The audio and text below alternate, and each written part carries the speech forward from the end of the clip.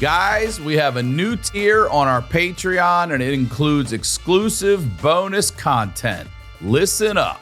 Right now, for just $5, you get the Honeydew a day early, you get it ad-free, and you get a full bonus episode of the Honeydew with y'all where listeners highlight their lowlights, and it's going to stay that way. $5. And for just $3 more, you're also going to get the Wayback a day early and ad-free, but that's not all. You'll get exclusive bonus content with the guests, some fun segments, maybe some games, and we'd love to get you guys involved, and that's all for only $3 more. And there's no censorship on any of the Patreon episodes. Subscribe now. Tempe, Arizona. I'll see y'all December 20th and 21st at the Tempe Improv. Get your tickets now on my website at ryansickler.com. The Honeydew with Ryan Sickler.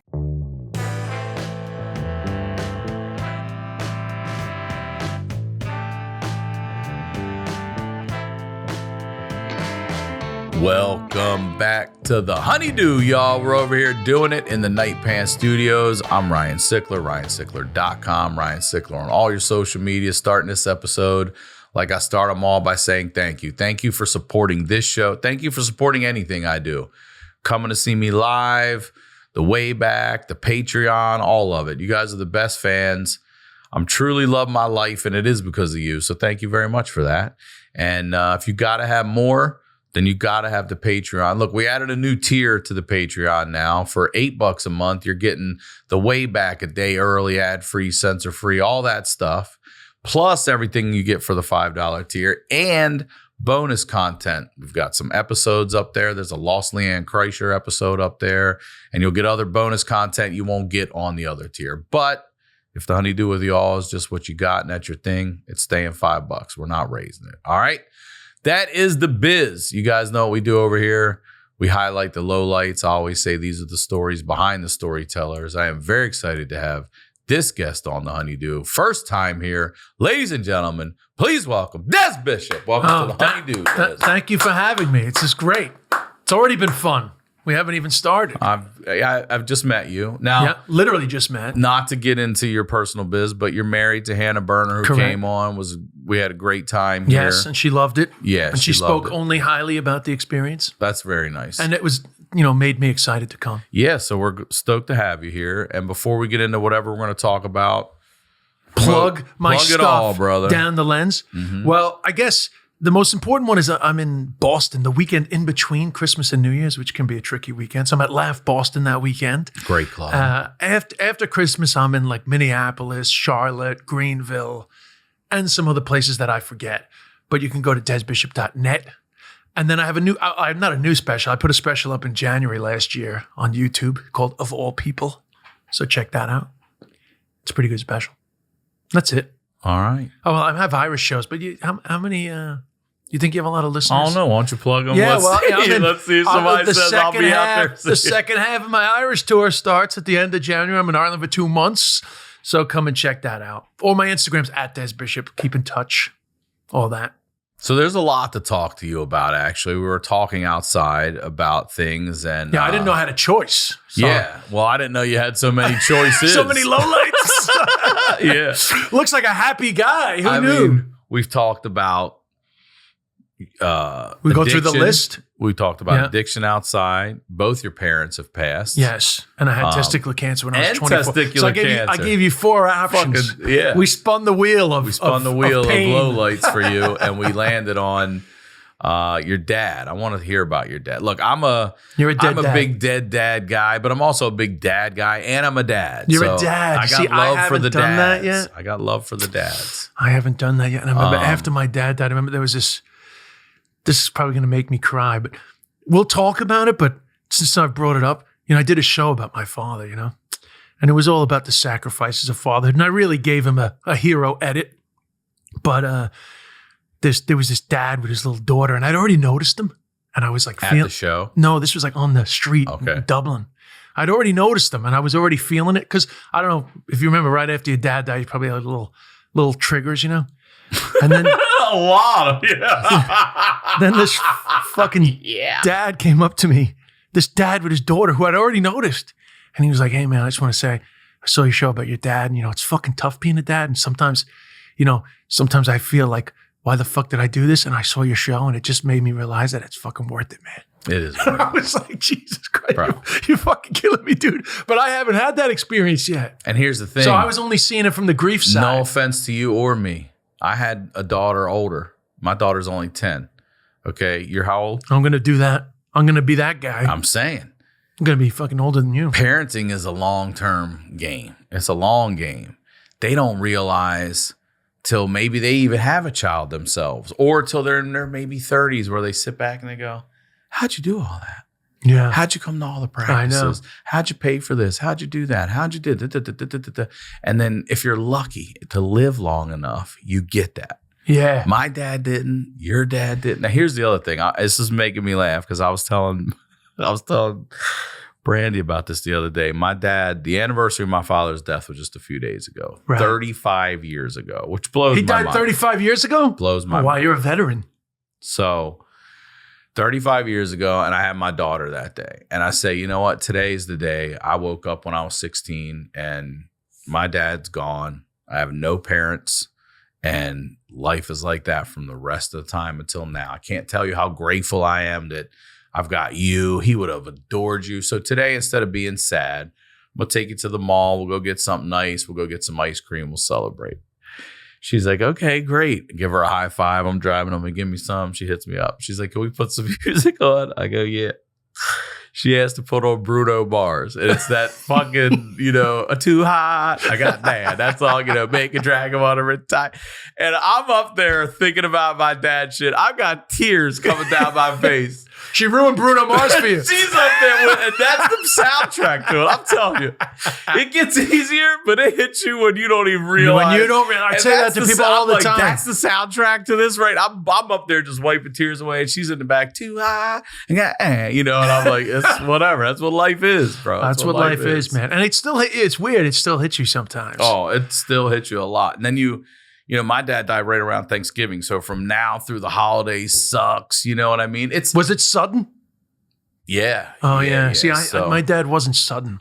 I always have a sympathy for the sudden deaths because you don't have time. I've got the other way. You don't have time, but also didn't, whatever we're going to talk about. Yeah, we'll talk about it. I didn't have to watch my father go whittle away to nothing. I did with my grandmom. You know what I mean? Yes. So I know what you've seen could have happened. And part of me does think later in life, like, man, I don't know. I don't know what was better because I have cousins who their dad was close to me and I watched him die of cancer. And I think like, I don't know. I think I would have rather. Well, I wrote a book about I wrote a book about my experience, but the opening line was the best thing about cancer is time because it gives you a timeline to get your house in order. So that's why I feel for the sudden people because if the house wasn't in order, which you're 16. It wasn't in order. You're 16. We had, and my mother died like a little long journey too, but like we never really got it 100% right, but my dad was ready to get it in order. And so we had that sort of year and a half. Let's talk about it. What, how old are you when you get the news and what happened? It was 2009. So I had just run the Dublin Marathon and I immediately went back to New York literally just to go back to New York. So you're just going back? Because, that's where your parents are from? No, with that, we won't waste too much time. That's where they're living. I went to Ireland when I was 14, but I went on my own to boarding school. Oh, okay. So most of my life was in Ireland, but my parents were back in the States. So, I came back and forth a lot. So anyway, I ran the Dublin Marathon. And then I can't even remember why, but I was back in New York just coincidentally, and we took my dad to the hospital 2000, Halloween night, 2009. I've never been able to enjoy Halloween again because I was actually dressed as the Cat in the Hat that day. My brother just had a kid, and we took my brother's kid to the Central Park Zoo, and I dressed as the Cat in the Hat because it was Halloween. Mm-hmm. And all that day, the trick-or-treaters, when I got home, the trick-or-treaters would come, and I stayed dressed as the Cat in the Hat. And my dad kept saying, my stomach's killing me, man. And it's so funny when in hindsight, I told my dad, you need to eat yogurt. I thought he was just fucking bloated. I thought he just needed the microbiome or whatever the fuck. And when I took off the Cat in the Hat, I took a nap, and when I woke up, my cousin was downstairs. She was a nurse, and she was like, "We got to get this guy to the hospital." And we went to the hospital that night, but I didn't know, not even an inkling. But is it something he was complaining about for years or months? No, this was recent. Nothing. So this was recent. And how old's he at the time? He's only 72. He's about to turn 73. So you just happened to be there. You didn't go back because of this. No, I happened to be home. And you guys take him to the ER? We took him to the ER, and he feels so bad from it. Halloween night is not a good night to be in the ER. I bet. And he was fucking miserable that first night, you know?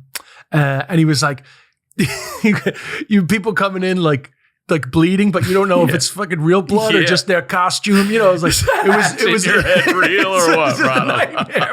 It was a nightmare. He had a miserable first night in there. Yeah. And then they put him into these ETAP room, emergency treatment of early treatment of admitted patients. And everything in hindsight makes sense. They were worried from the get-go because it turns out he had post-obstructive pneumonia, but you don't know that at the time. But it's pneumonia that's a direct result of lung cancer. Oh. So it's funny. My sister-in-law, her dad had died of pancreatic cancer. She was worried from the start.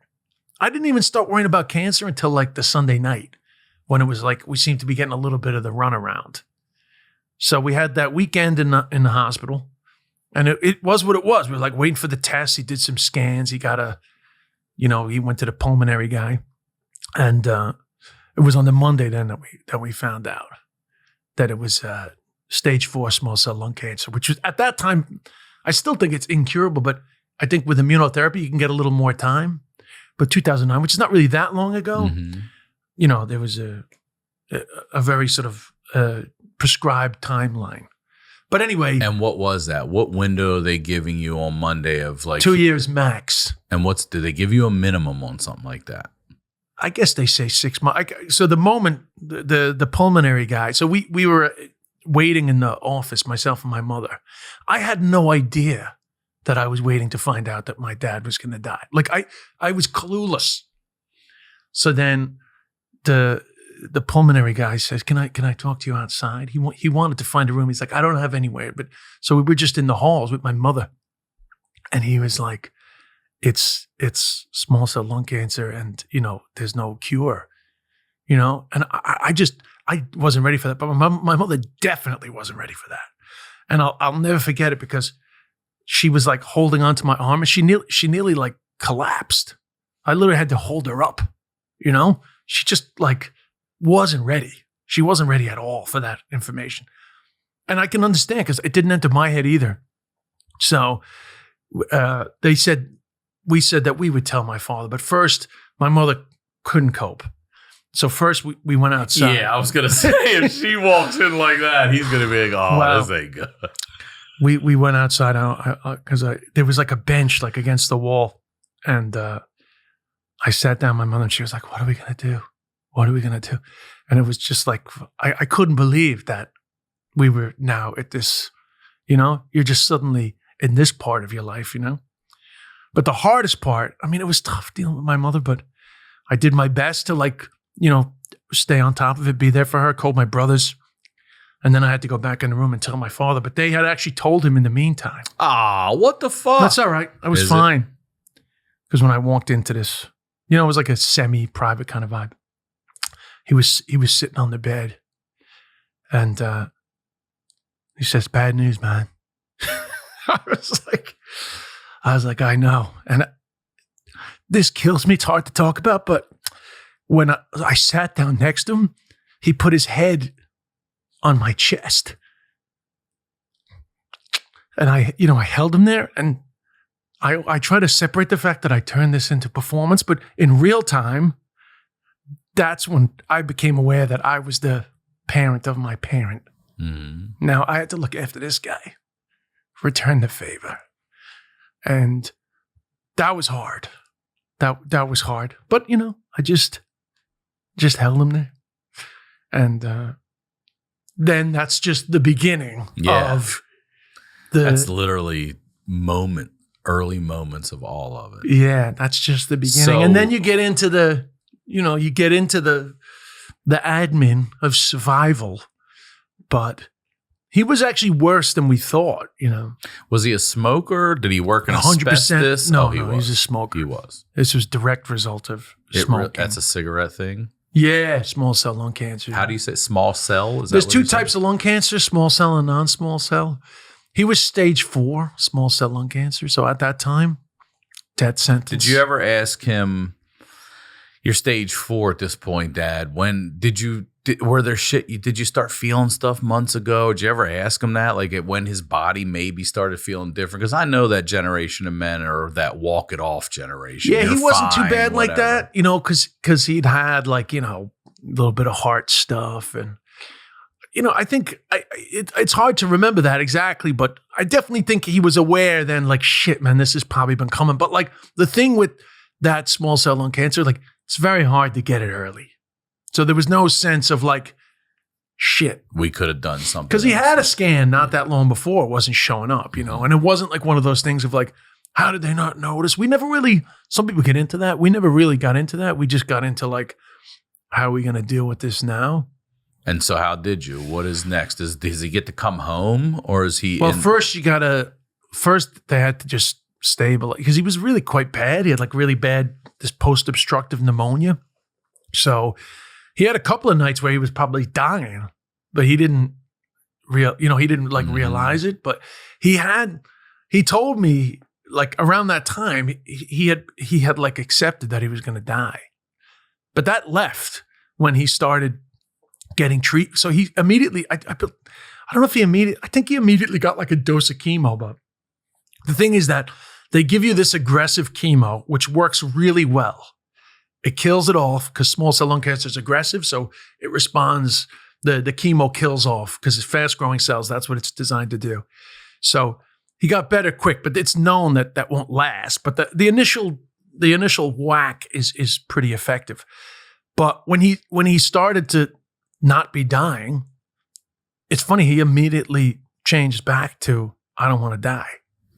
But he was starting to accept death, which helped me to understand that it's probably innate. You know, there's more, like, because obviously, you know, if people fear death, I feel death sometimes. Every now and then I get like a little death panic attack.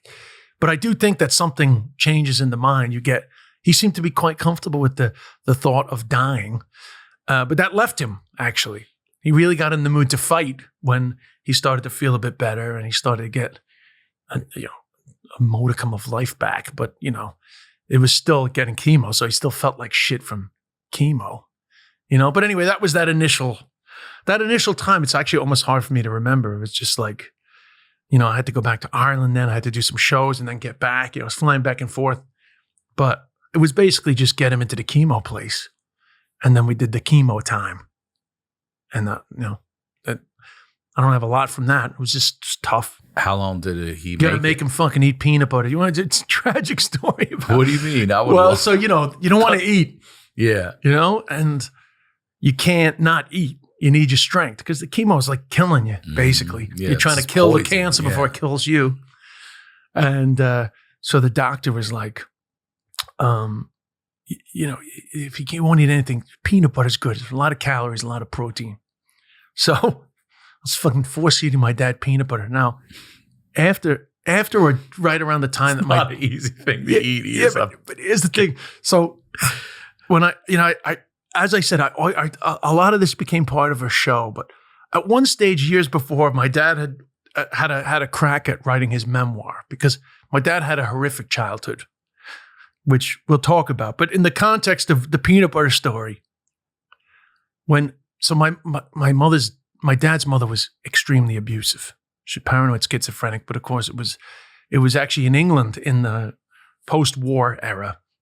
And it was so bad that she was actually imprisoned for the cruelty to my father. Whoa. Yeah, which I didn't learn about until later in life. But I knew about that at this stage. And we can get more into detail about that in a minute. But just for the sake of this story, as a result, my father ended up in foster care. And when I got his memoir that he had attempted, because I wanted to include it, you know, there's a story about when his first foster home, these people he didn't feel that welcome there.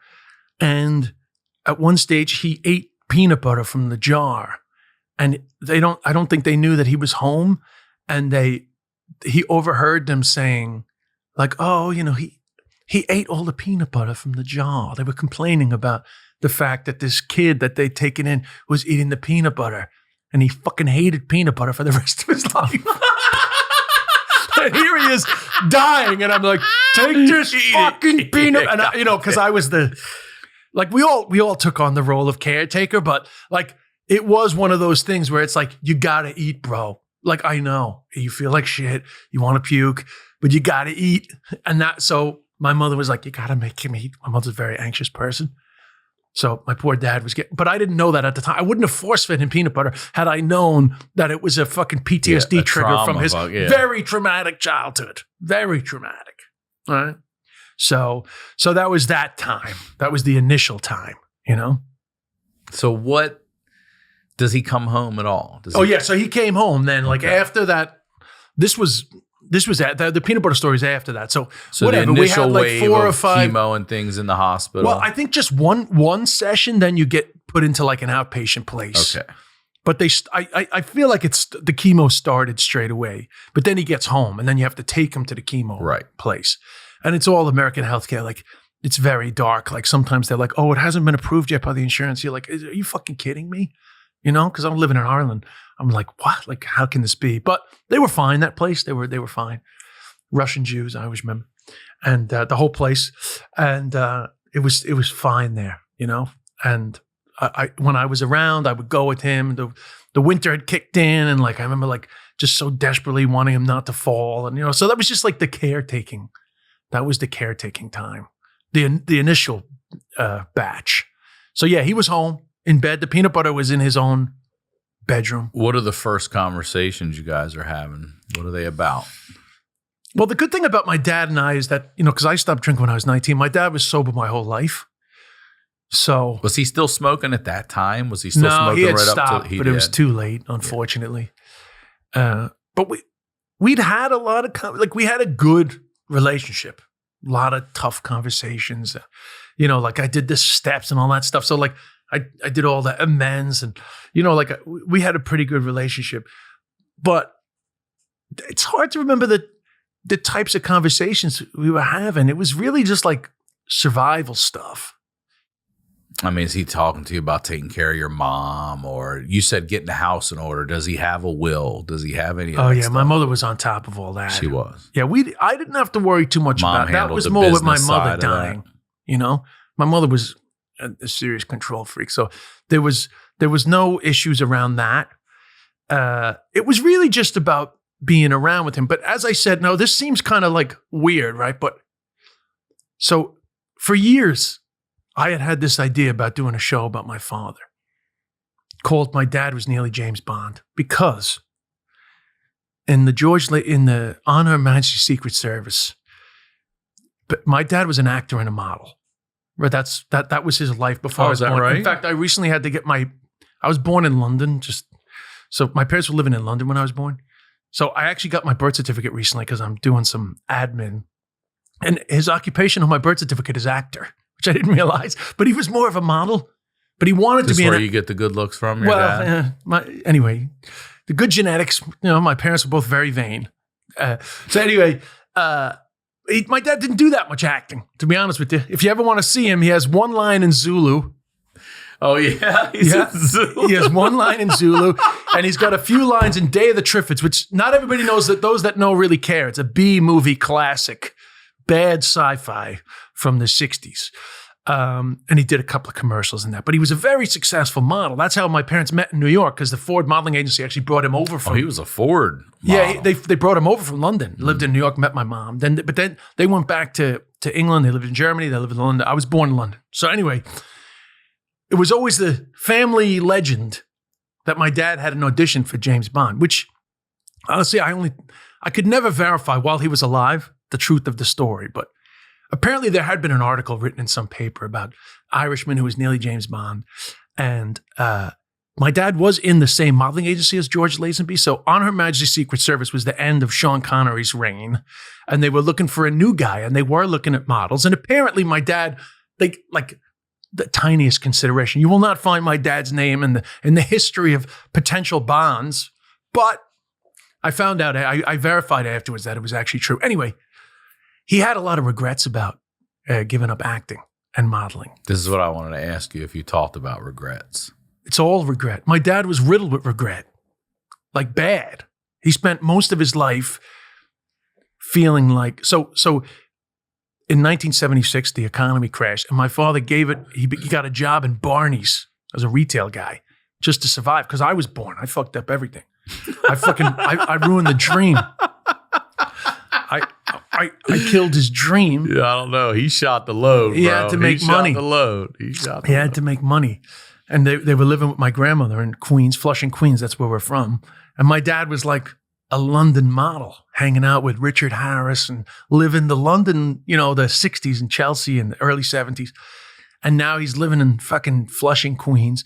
And is he telling you these stories throughout life later, and stuff? Later. This is pretty badass. Yeah. But this isn't when he's sick. I knew this already. Yeah. This was like sober life and getting to know my father. And don't forget, I got into comedy. So now I've sort of followed in his footsteps, and he's delighted with that. People always say, like, how did your parents feel about you getting into comedy? It's like literally like couldn't have been a better job to get into as far as my dad was concerned. Yeah. Well, and my mom. So anyway,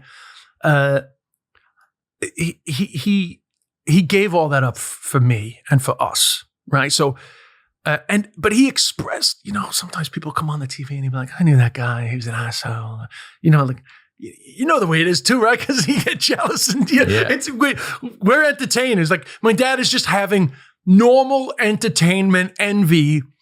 But don't forget, he's getting on the fucking subway and he ended up working for Burberry's as it was back then. And he just like fucking getting by for us.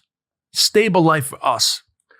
But he never let go of the regret. And here's how I can prove it to you, because he started writing a musical when he like I guess in the 90s, maybe late 80s. All throughout the 90s, he's writing a musical called In the Footsteps of Annie Moore about Irish immigrant, and a sort of an Irish immigrant epic musical. The musical's not important, but he never let go of wanting to be creative and be a performer. So long before my dad got sick, because, like in European comedy, you do these one-man shows. I wanted to do a show about my dad because we couldn't watch James Bond, by the way. Why? He was too sensitive for him? Hated James Bond. So the joke in the show, but it's 100% true, is people say, well, George Lazenby ended up being the worst James Bond. So you were lucky you could have been the worst James Bond. But in my dad's mind, he said, I was worse than the worst James Bond. That's the way he felt. Worse than the worst. So anyway. Most Americans think they spend about $62 a month on subscriptions, but the real number is actually closer to $300. And that is a big difference. Even if just a couple subscriptions fall off your radar, those recurring payments you don't even know about can really add up. Thanks to Rocket Money, I'm no longer losing money because of subscriptions I forgot about. Rocket Money is a personal finance app that helps find and cancel your unwanted subscriptions, monitors your spending, and helps lower your bills so you can grow your savings. See all of your subscriptions in one place and know exactly where your money is going. For any you don't want anymore, Rocket Money can help you cancel them with a few taps. Rocket Money's dashboard gives you a clear view of your expenses across all of your accounts and will even try to negotiate lower bills for you, sometimes by up to 20%. They automatically scan your bills to find opportunities to save. Then you can ask them to negotiate for you, and they'll deal with customer service. Rocket Money has over 5 million users and has saved a total of $500 million in canceled subscriptions, saving members up to $740 a year when using all the app's features. Stop wasting money on things you don't use. Cancel your unwanted subscriptions by going to rocketmoney.com/honeydew. That's rocketmoney.com/honeydew. rocketmoney.com/honeydew. This show is sponsored by Liquid IV. Whether you forget to take a sip of water during the office holiday party or you start feeling a little parched after a long day of traveling, Keep Liquid IV on hand to stay hydrated through the holidays. With convenient packets of their hydration multiplier, you get 8 vitamins and nutrients, 3 times the electrolytes of the leading sports drink, and no artificial sweeteners. The holiday season is here, and Liquid IV is a perfect gift or stocking stuffer for any loved one. The wide variety of flavors offered gives you the chance to show how well you know their taste. Find all of your hydration multiplier flavors on their website, from acai berry and lemon lime to pina colada. They even have great tasting sugar-free options like raspberry melon, white peach, and green grape. Tear, pour, live more. 1 stick plus 16 ounces of water hydrates better than water alone. Powered by Liquid IV Hydroscience, an optimized ratio of electrolytes, essential vitamins, and clinically tested nutrients to turn ordinary water into extraordinary hydration.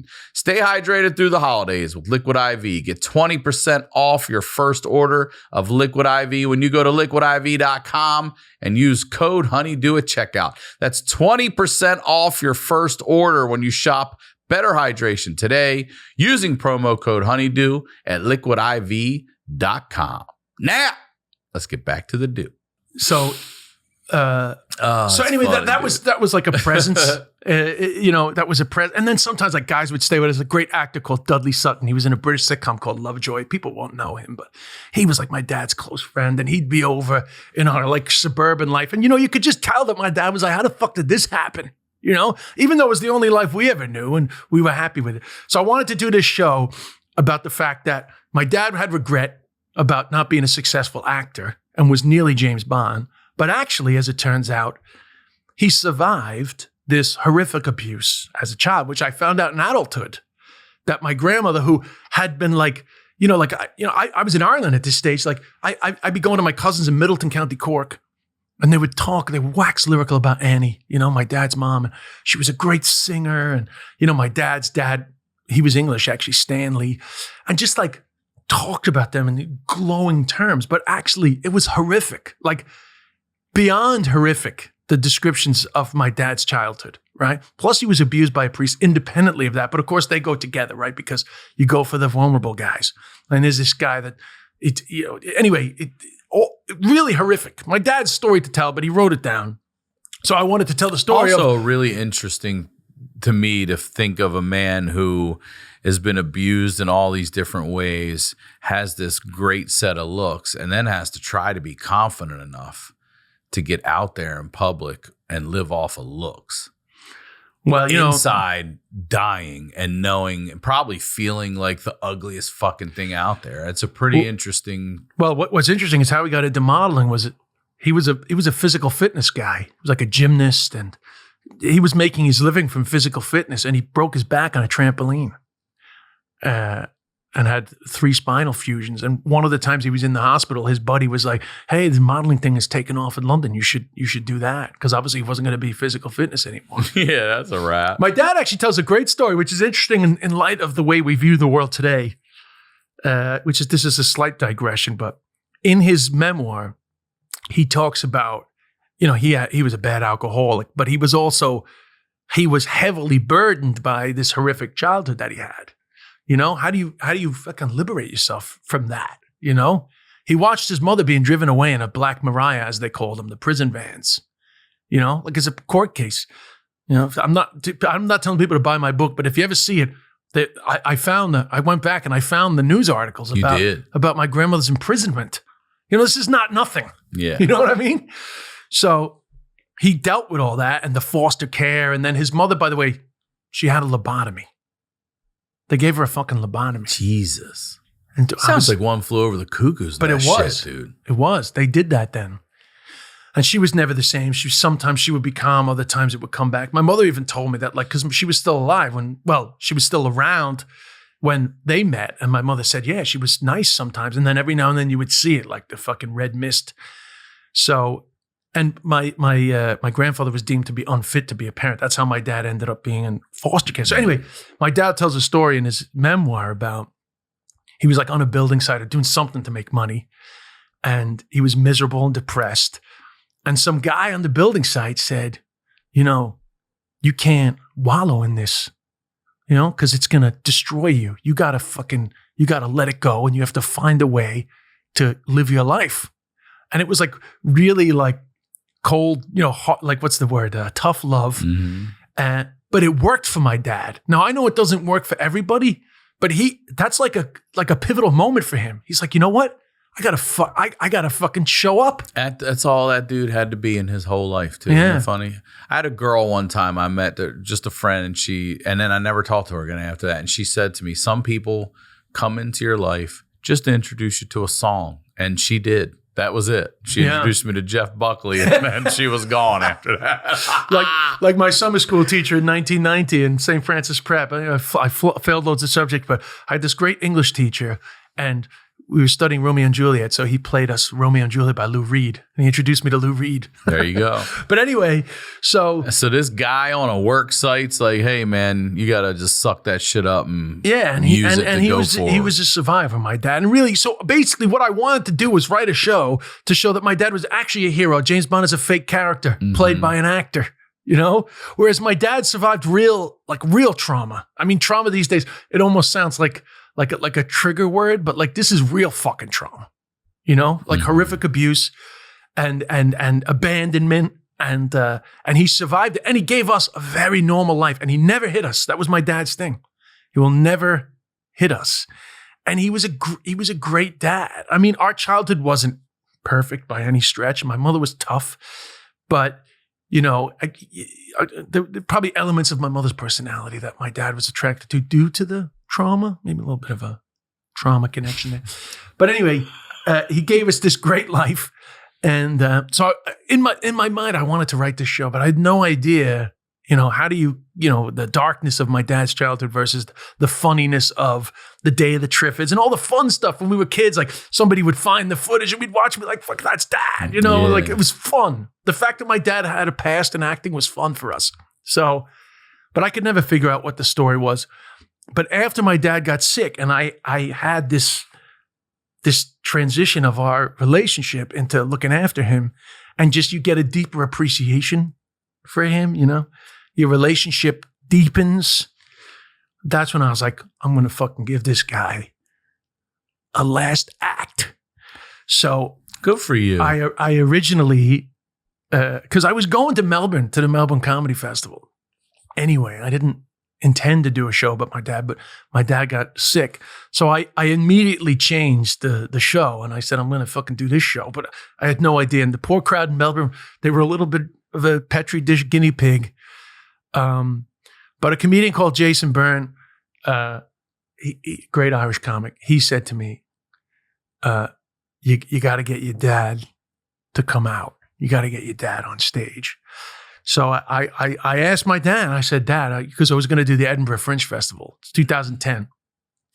I said, Dad, if you're up for it physically, how would you feel about we do Edinburgh together, you know? And of course he was, he couldn't wait. I'll bet. He couldn't wait. I'll bet. Dude. So that's what's weird about this horrible time of waiting. You know, my dad dying was actually one of the crazy fun. We had a happy time, and of course, I'm a performer. I'm a ham. Of course, I had to turn it into a performance, but he was fine with that, you know.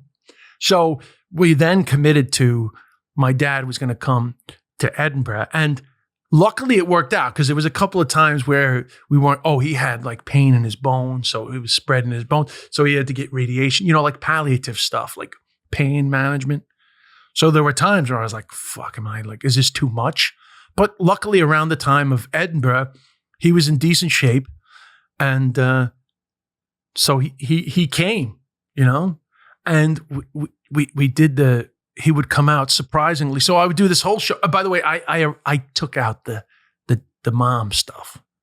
The show was about me and him. So the show is basically about becoming the parent of your parents and, you know, like acknowledging the sacrifices of fatherhood and how his regrets, which were real, were so unimportant when in the end, all that matters is the people around you. And, you know, I wanted to give the appreciation for that sacrifice because the sacrifice was real. Mm-hmm. I mean, I know there were times where he was like, how the fuck did I end up here? I know that. And he admitted that to me. But the fun that we had so he would walk out every night and like the audience would be like gobsmacked. So it was funny because he was shit at lines. I don't know how he thought he could ever be an actor. Because we did film all this. We did film it. So there's a very funny scene where I'm like losing my fucking patience with my father. I gave him a simple line. I said, it's great to be on stage with my son Des here at the end of the show. And if I think of my life as a stand-up comedy show, then this is one hell of a fucking closer.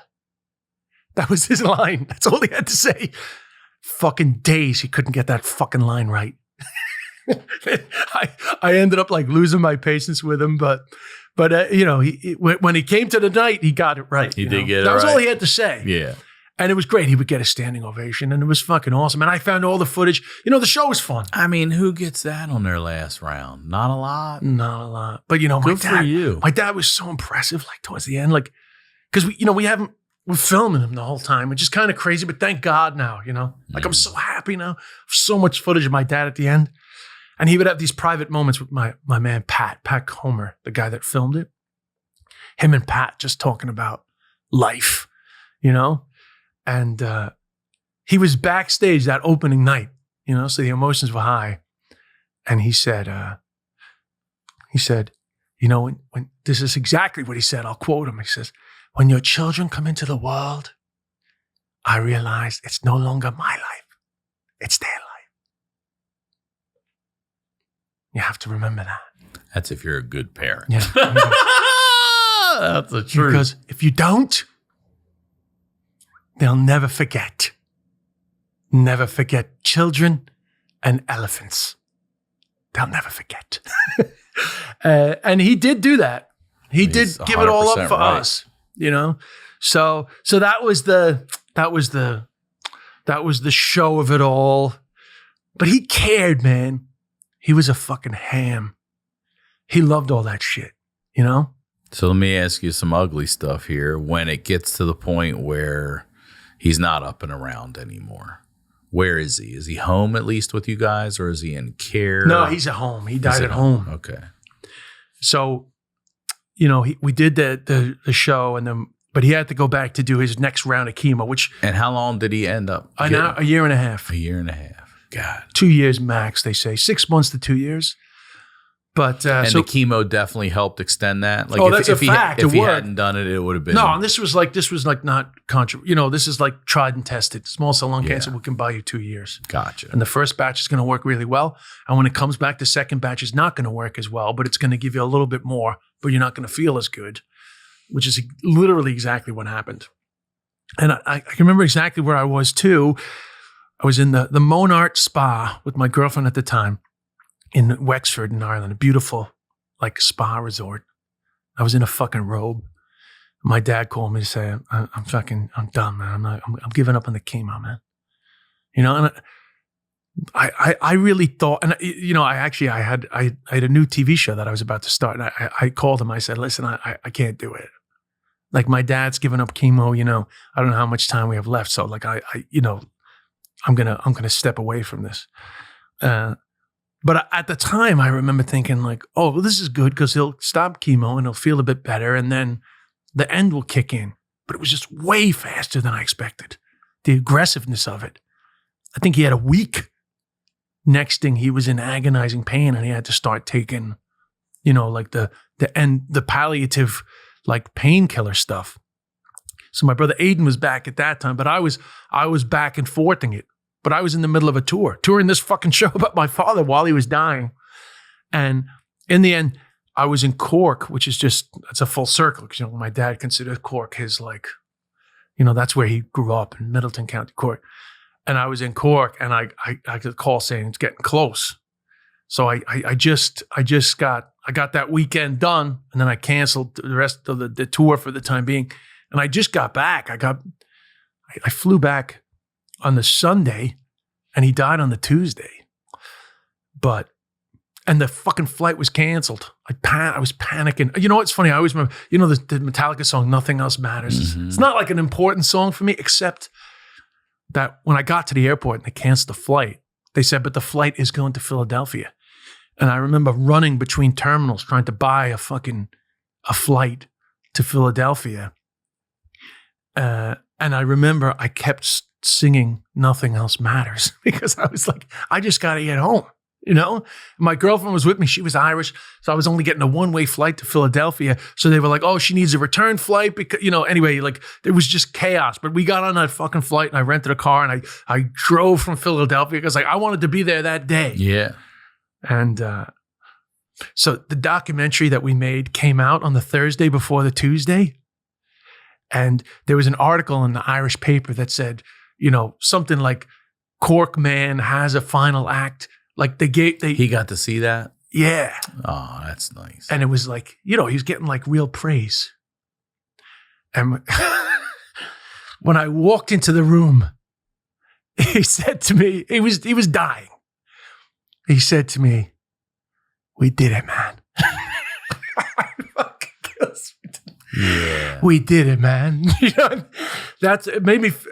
I felt good that I did that for him, but I also felt good because I had a little bit of guilt sometimes that I was like, fucking turning my dad's death into fucking entertainment. He loved it. He loved it. And my mother, loved it. Like my brothers loved it. It's also something that you got to have together. We all did it together. The whole family. I mean, who gets that? We did it, man. Yeah. And then. There wasn't that much after that. Somebody called from his childhood, and he perked up for a minute on the phone. But there wasn't much.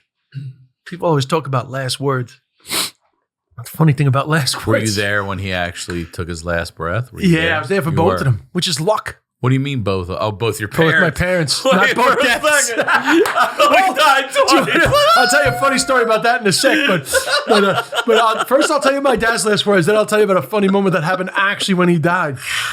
So my dad's last words were, will you please stop talking? Were they really? Yeah, because, the last thing that goes is hearing, you hear this shit. My dad was like close to the end on a lot of drugs. But obviously we were just like in the room fucking around. And his last words were, will you please stop talking? A lot of people are like, I love you. No, just shut the fuck, please.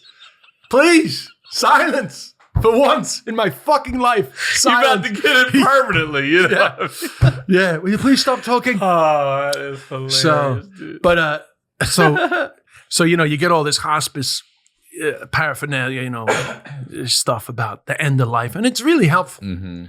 And the stages of death and all that. And so they talk about the fish out of water breath. My brother was obsessed with he was like, that's the fish out of water, the death rattle and all that. Mm-hmm. We were very lucky, man. Like you couldn't have written it really how, if you were going to have a family death. So we were all home, And so that night, Monday night into Tuesday morning, like 2:00 in the morning, my mother wakes us up and she's like, I don't know, there's something, he was death rattling. So we all came into the room, but he was rattling for quite a while, actually. So we all ended up, I fell asleep. We're all sleeping we all slept in the room at the end. My dad was rattling all night, but he didn't die. We woke up, he was still rattling. Like one of those apps, like a white noise app. Yeah. We all slept to my dad's consistent fucking, phlegmy fucking breathing. And then my brother Mike, unfortunately, he had a kid already and another one on the way. So he had to go get his wife and kid. So he left. And my mother went down to make coffee. And so the joke was that my brother Aiden for like 2 days was like, that's a fish out of water, bro. That's a fish out of water. He was obsessed with the fish out of water breath. If people don't know what that is, it's the last gas. Mm-hmm. There's no air. So you do like that fish out of water, yeah. But anyway, it came. The fish, only me and Aiden were there. And the fish out of water came. And then he stopped, And we were like, because you're doing all the, we love you, you can go, it's okay, we got it. We'll look after mom, And we were like, wow, that's it, bro, fuck. Aiden and I were just like, wow, because it's sad, but it's weirdly profound. I've never been able to articulate what it feels like, but it's like, it's something. I was overwhelmed with so much feeling about just watching life disappear. So Aiden and I were like, you did it, man. You did it. We're like rubbing his head. Next thing, this motherfucker has one more breath. He goes, like dramatic. Yeah. We were like, ah!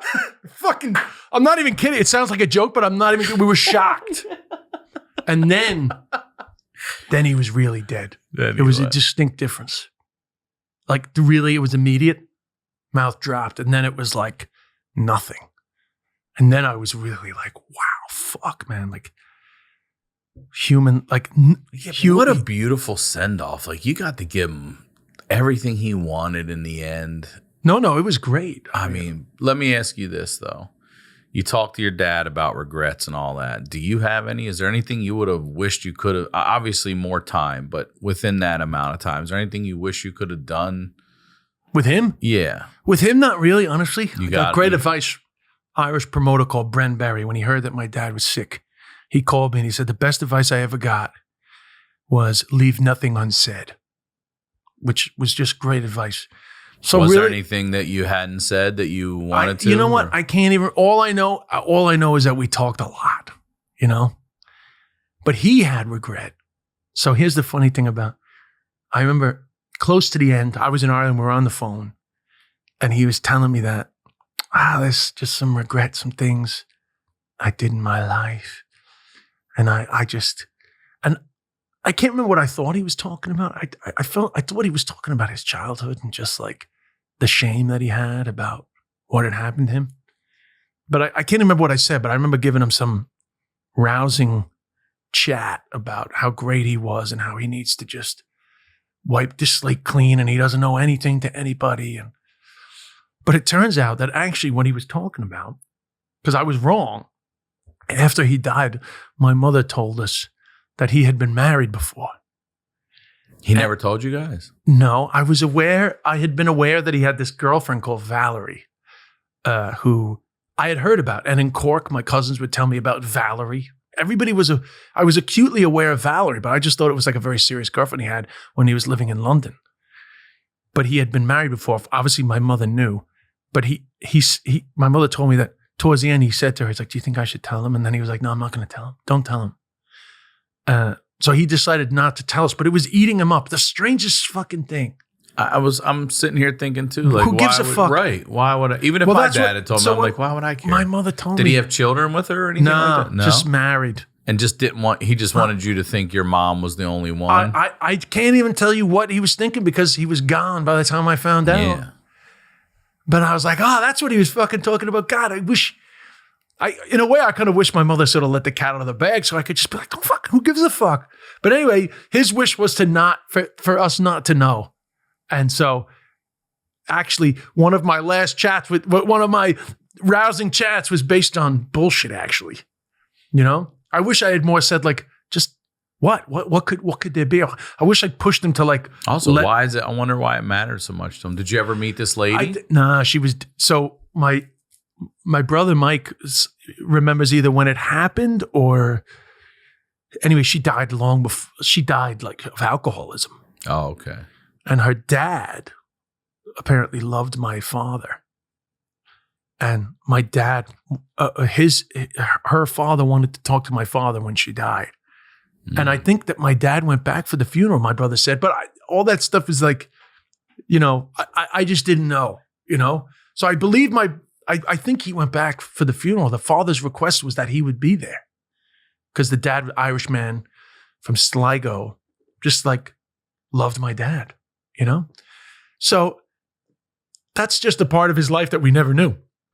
And after he died, we found out, and I just thought it was hilarious that all the things to hold on to.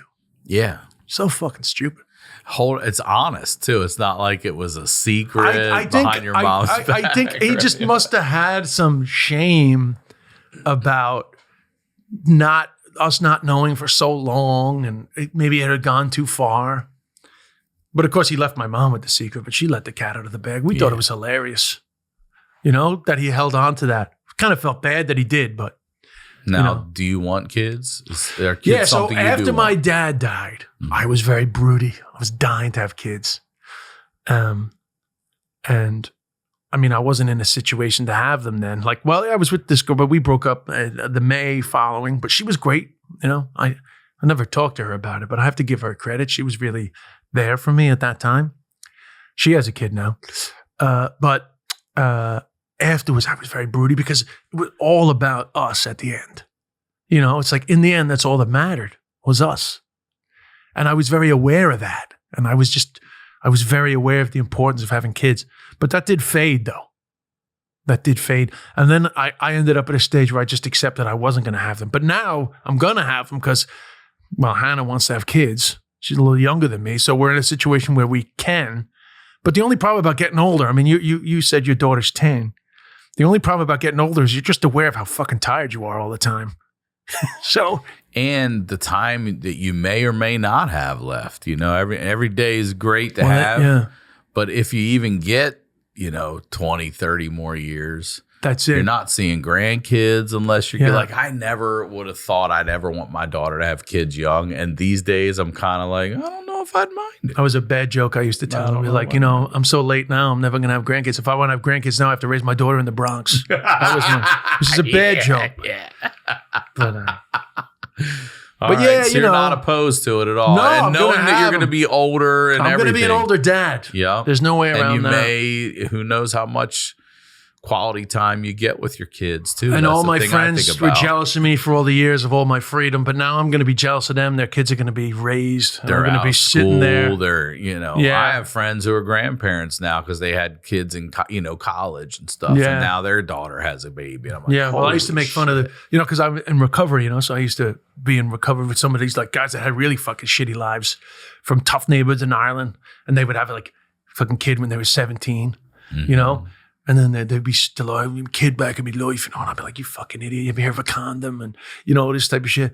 But now he's hanging out with his fucking son. Yeah. Now they're bonding and having a great time having a great time. Loads of years together, man. I could have done it when my back and knees were way better. Exactly. Yeah. So, I mean, I've actually very much come around to, like, looking forward to having kids now, but I have the normal trepidation of like, fuck, like, am I ready for this? I don't mean it in relation to my age. I just mean in relation to like how much it, because the one thing about being older is you see all your friends having kids. There's no illusion. I think humans were meant to have kids in their early 20s before they realize how fucking difficult it is. Because once you've seen it, and not just the early stage of like sleepless nights, but you've seen the soccer practice with a fucking 12-year-old and getting one to the pool, one to the field, and you've seen all that shit. It's a lot. It's a lot. And when I think about my own childhood, and I think, how the fuck did they put up with that? That's what I'm saying. My it's ungrateful a long game. Hopefully you stay long and healthy and live old to get to hear your kids say that to you. Yeah. How the fuck do you do that, Dad? Yeah. Well, that's a joke I have now. I say, people say, you got to have a kid. You don't want to die alone. I say, you're only dying for a very short period of time. I say, I'm good. I'll save the money and I'll talk to a Jamaican or a Filipino. I'll be fine, which is a dumb joke. Because especially it's a dumb joke now in lieu of the conversation that we've just had, you go like, that's bullshit. Because obviously it really matters, Yeah. And it mattered to my dad. And look what you ended up doing for the man in the end. What a send-off. Yeah. The only thing that was bad about it was... What a send-off, dude. Great send-off. And he says, we did it. What an ending. Yeah. And a lot of people said that to me. You gave him a great send-off. His words. I still get a little bit of guilt sometimes that, it's hard to separate the art and the performance from life, that you're giving away a little bit of yourself. But I think that's just me, He certainly didn't have that. And the other thing I will say about that was that I was doing the show, and then I would show footage of him coming out at the end of the show. And I felt like that delayed the grief a little bit. It was a little bit of felt like we were still doing it together. So the grief actually kind of came a little later, And it wasn't, the grief with my dad was just sad. It wasn't that hard. The grief with my mother was a lot harder. She was the more important figure. And that was harder emotionally. But with my dad, it was fine. But I would say definitely I could have done with just maybe like sitting with it a little bit more instead of immediately going back and doing the show and talking about it. At the time, I'm saying, doing press about it. I feel like you give away a little bit. It separates you a little bit from the feeling. It does. I think It does. So anyway. Dude, this is a great episode. Thank you. I'm going to ask you this question before we wrap up here. Advice you'd give to 16-year-old Des Bishop. Well, 16-year-old Des Bishop was very fucked up. Mm-hmm. I was in the thralls of active addiction, and I was very Coming off of testicular cancer? No, that was 20. I was 24. 20. Okay, 24. I don't know why I thought you. Yeah, no, I was in recovery when that happened. This is just talking about we're joking about my mom. She was like very anxious. I'd say like just severe anxiety disorder, which we didn't talk about in those days. But when I called my mother to say that I had testicular cancer, because it was like 9 o'clock in Ireland, so it was only 4 o'clock in the morning in New York. And my mother answered the phone. She goes, "Oh my God, Desmond, what's wrong?" I said, "Ma, I've testicular cancer." She goes, "I knew it, Ma." I knew it. So in my life, I say, "Hey, Ma, you've been worried the whole time. You've been right one fucking time. Don't even try to act like. Yeah. What about all the other fucking times when you were freaking out and you were wrong?"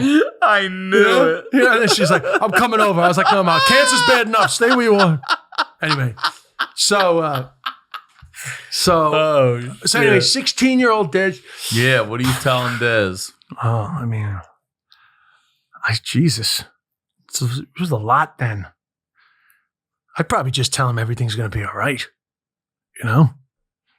That I was just that was such a bad time in my life when I was 16, because I used to get blackout drunk and get in fights, Honestly, I would probably tell him, you know what I tell him? Your mother was right, because she told me when I was 14 I was an alcoholic.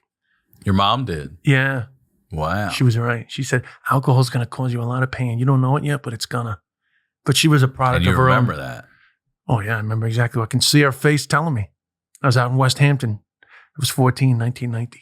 Second time I got caught drinking. She said, "You don't know it yet, but you're an alcoholic, and alcohol is going to cause you a lot of pain."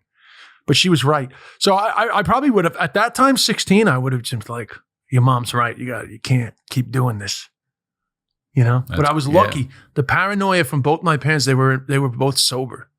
The paranoia that they gave me helped me to stop early, because God knows I had plenty more I could have done. It wasn't like I was like totally desperate. Yeah. But I just was too aware of like another way of living. So I'd probably just say, your mother was right. Des Bishop, thank you for doing this. Thanks for having me. Will you promote whatever you'd like again one more time to everybody, so please? Laugh Boston, the weekend in between Christmas and New Year's. I should know the date, but that's a pretty obvious weekend. Then I'm in Minnesota, Charlotte, Greenville, Irish tour, loads of other American dates on desbishop.net, because I lost the .com. And my special is Des Bishop of all people on YouTube. Check it out. Thank you very much. Thank you. You got it, buddy. As always, Ryan Sickler on all your social media. Check out that new tier on Patreon, and we'll talk to y'all next week.